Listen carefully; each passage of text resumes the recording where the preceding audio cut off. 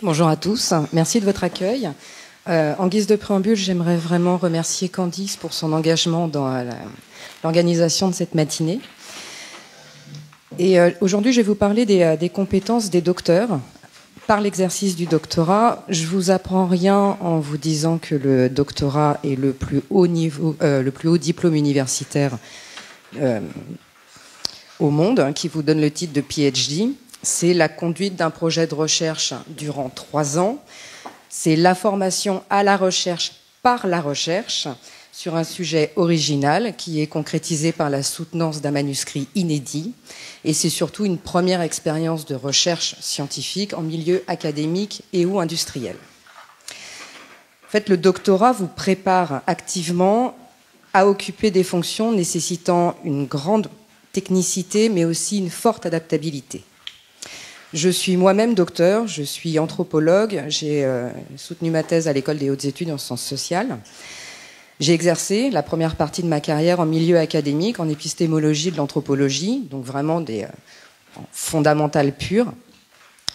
Et par la suite, j'ai exercé plusieurs années en management de l'innovation dans un fonds de maturation, c'est-à-dire un fonds d'investissement pour des technologies vraiment très amont.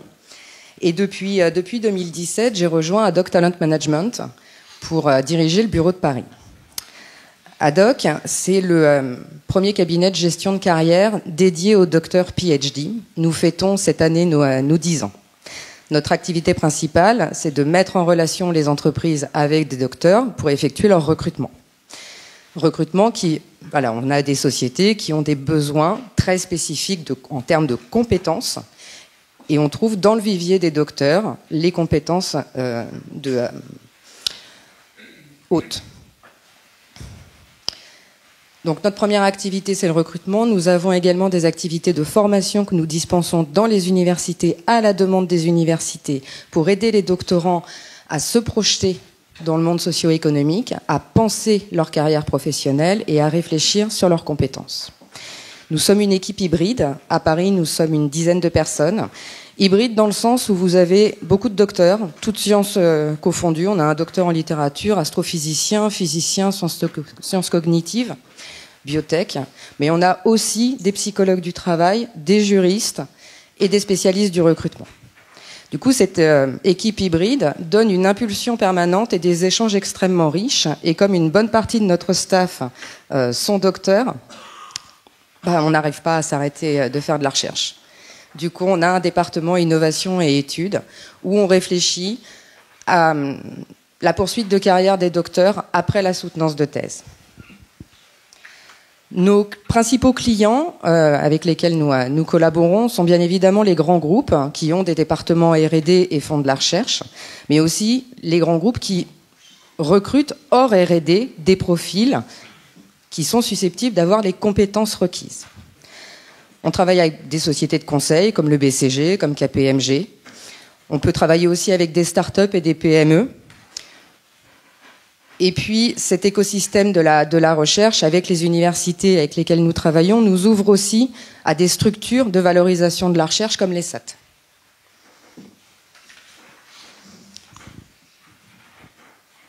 Si je ne bouge pas les slides, ça ne va peut-être pas le faire. Haddock est sur 3 sites, donc Paris, que j'ai le privilège de diriger, Strasbourg, avec un cabinet partenaire qui s'appelle Haddock Métis, et en 2017, nous avons ouvert un bureau à Montréal. Donc nous avons une équipe dédiée sur place.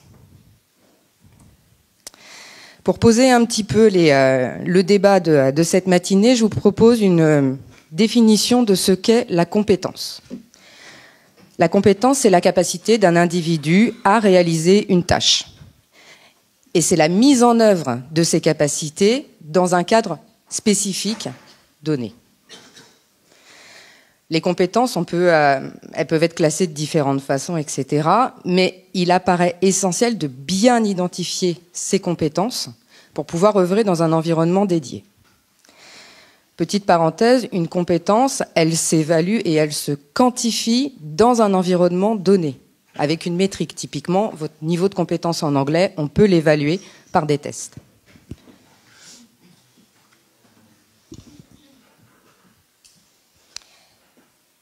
En tant que docteur, quelles sont vos compétences ? Vous avez celles acquises par la pratique de la recherche, mais vous avez également toutes les compétences liées à vos activités. Si vous faites du théâtre, vous avez sans doute des compétences en prise de parole très fortes. Et puis vous avez toute l'arborescence de compétences dont vous n'avez pas encore conscience, que vous n'arrivez pas encore à formuler, à nommer, ou que vous n'osez pas encore transférer ailleurs que dans le cercle dans lequel vous l'exercez. Or, ces compétences, c'est la base de la discussion que vous allez avoir avec vos futurs recruteurs. Quand vous allez vous projeter dans votre poursuite de carrière, il va falloir réfléchir à vos compétences, les formaliser, les identifier, les traduire dans le langage du monde socio-économique. Mais il va aussi falloir réfléchir à vos valeurs, ce à quoi vous aspirez, ce dans quoi vous souhaitez vous projeter, et à contrario, ce que vous refusez, là où votre éthique serait mise à mal. Et puis, il va falloir aussi réfléchir à la réalité de l'exercice, c'est-à-dire le monde socio-économique. Est-ce qu'il y a une réalité du marché de l'emploi sur vos aspirations et en corrélation avec vos compétences?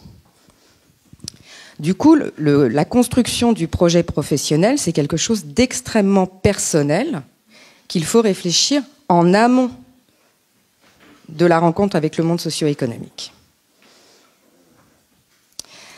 Chez Haddock, on s'est interrogé sur les compétences développées dans le cadre spécifique du doctorat. Et pour répondre à cette question, nous nous sommes lancés dans une ambitieuse étude que nous avons appelée Career, qui s'intéresse aux docteurs de toutes les disciplines. Je dis bien toutes les disciplines. Le doctorat est le diplôme qui concerne absolument toutes les disciplines enseignées à l'université. Nous avons interrogé près de 5000 personnes, que ce soit des docteurs, des doctorants, mais aussi des recruteurs, avec une trentaine de partenaires, en plusieurs étapes avec une méthodologie assez robuste, des focus group, des enquêtes par questionnaire et des entretiens semi-directifs. Notre étude a 2 axes de recherche. Tout d'abord, les compétences développées dans le cadre du doctorat, est-ce qu'elles répondent aux attentes des entreprises? Et puis, ces compétences, est-ce qu'elles sont mobilisées en dehors des métiers de la recherche? Nous avons remonté 16 000 expressions de compétences identifiées dans l'enquête. Ça commence à faire un bon vocabulaire. Nous avons regroupé ces compétences dans un référentiel qui comprend 111 compétences en 6 catégories.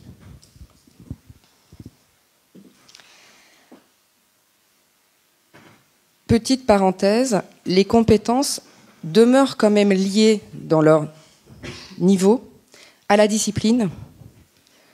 Il est évident que si vous êtes en doctorat de littérature anglaise, vous avez peut-être plus de compétences à la pratique de l'anglais qu'un anthropologue qui travaille en Afrique francophone. Du coup, la discipline a bien évidemment un impact. L'antériorité de la soutenance de thèse également.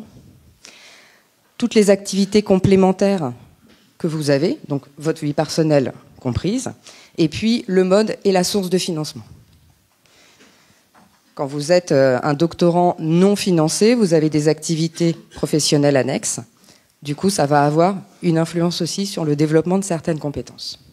Pour rendre un petit peu intelligible cette arborescence, nous avons visualisé sous forme d'arbre qui reprend le pool de compétences des docteurs, et j'insiste sur l'aspect transdisciplinaire de cet arbre. Ces compétences se retrouvent chez tous les docteurs, toutes disciplines confondues. Or, ce qui est apparu également, c'est la lente prise de conscience par les jeunes docteurs de ces compétences. Et cette prise de conscience, on l'a mis en exergue dans une seconde étude qui s'appelle Emploi, qui est le suivi longitudinal de cohortes de jeunes docteurs depuis 2012, que nous enquêtons au printemps suivant l'année de soutenance. Donc l'enquête a démarré en 2013 sur les jeunes diplômés 2012 et se poursuit chaque année pour un suivi. Ce qui remonte d'Emploi et ce qui est très intéressant, c'est que 97% des docteurs estiment que les compétences restent une plus-value dans leur poursuite de carrière. Donc les compétences développées pendant le doctorat ont un impact sur la poursuite de carrière. Ce qu'on voit également, c'est qu'à 1 an, tous les docteurs, 92% des docteurs, pensent que les compétences scientifiques et techniques sont les premières compétences. La prise de conscience est très forte. Par contre, sur d'autres items, la prise de conscience ne commence vraiment à être impactante qu'à 3 ans. Les capacités cognitives, les capacités à gérer des problématiques complexes, on passe de 52 à 67% à 3 ans. La persévérance, la communication.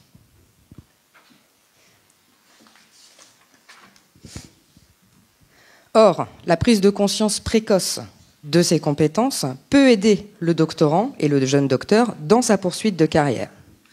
Puisque le deuxième axe de notre enquête, c'était de s'intéresser sur quelles compétences étaient mobilisées en dehors des métiers de la recherche. Or, il apparaît que toutes les compétences cœur des docteurs ont été spontanément mentionnées par les recruteurs de l'enquête. Et que plus une compétence est recherchée par un recruteur, plus elle est présente chez le jeune docteur.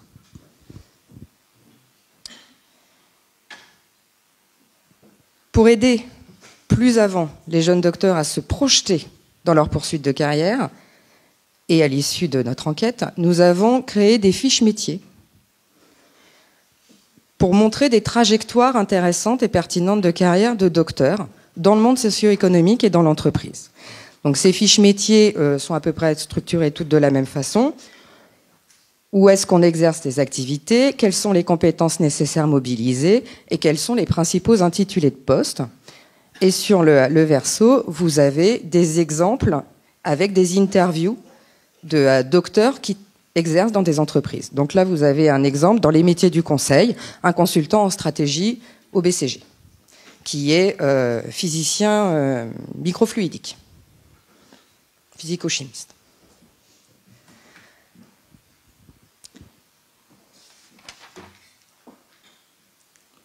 Pour aller plus loin, et à la demande de nos partenaires, donc l'Université Paris-Ouest Nanterre et la région Île-de-France, nous avons désiré faire un focus sur les sciences humaines et sociales. Alors, par des formations, je dis SHS, parfois on dit LSHS, LASHS, donc voilà, excusez-moi, je vais dire SHS, des formations qui m'est propre. Du coup, ADOC a développé et conçu des fiches métiers centrées sur les métiers et les compétences des docteurs SHS. Pourquoi ? Pourquoi ce focus ? Parce que nos 2 enquêtes carrière et emploi ont mis en exergue une certaine difficulté des docteurs en sciences humaines et sociales à penser leur parcours en termes de compétences. Du coup, on a réalisé ces fiches métiers pour ouvrir le scope, le champ des possibles des docteurs en sciences humaines et sociales. Donc, je vous ai mis 2 exemples de fiches. Je vous mettrai les liens vers notre site internet si vous voulez les consulter, pour vous montrer un petit peu vers quoi on peut s'orienter. Donc vous avez par exemple les métiers du top management.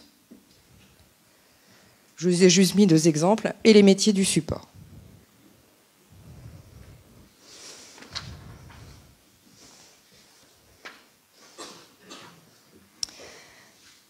Les docteurs SHS, comme je vous le disais, doivent prendre de la hauteur par rapport à leur parcours et leurs compétences. Ils doivent s'emparer des codes de la sphère économique. Comme je vous le disais, les compétences sont transverses. Elles sont propres à toutes les disciplines. Or, étant moi-même docteur SHS, ma rigueur scientifique et ma méthodologie, c'est quelque chose que j'exerçais tellement naturellement que c'est pas quelque chose que je pensais en termes de compétences.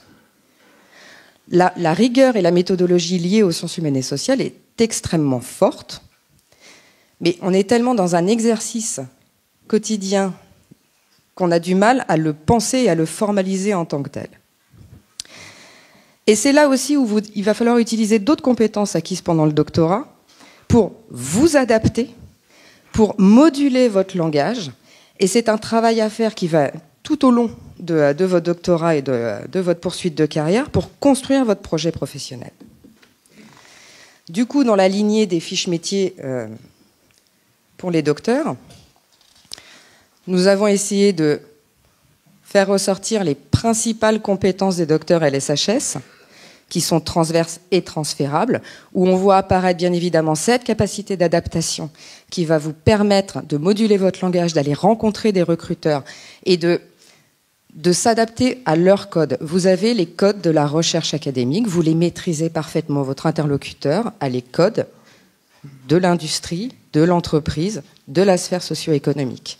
Or, votre capacité d'adaptation et votre capacité à moduler votre langage, à formuler des choses, vont faire que vous serez capable de comprendre les codes de la personne en face, de moduler votre discours et de répondre au mieux à ses interrogations et à ses craintes.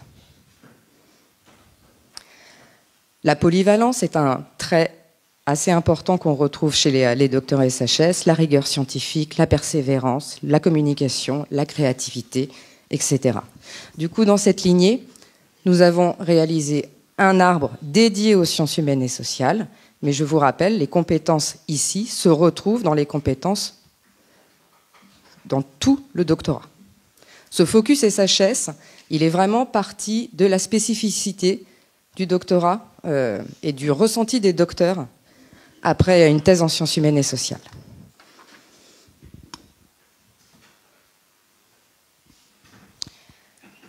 Les compétences, c'est la clé de votre mobilité professionnelle.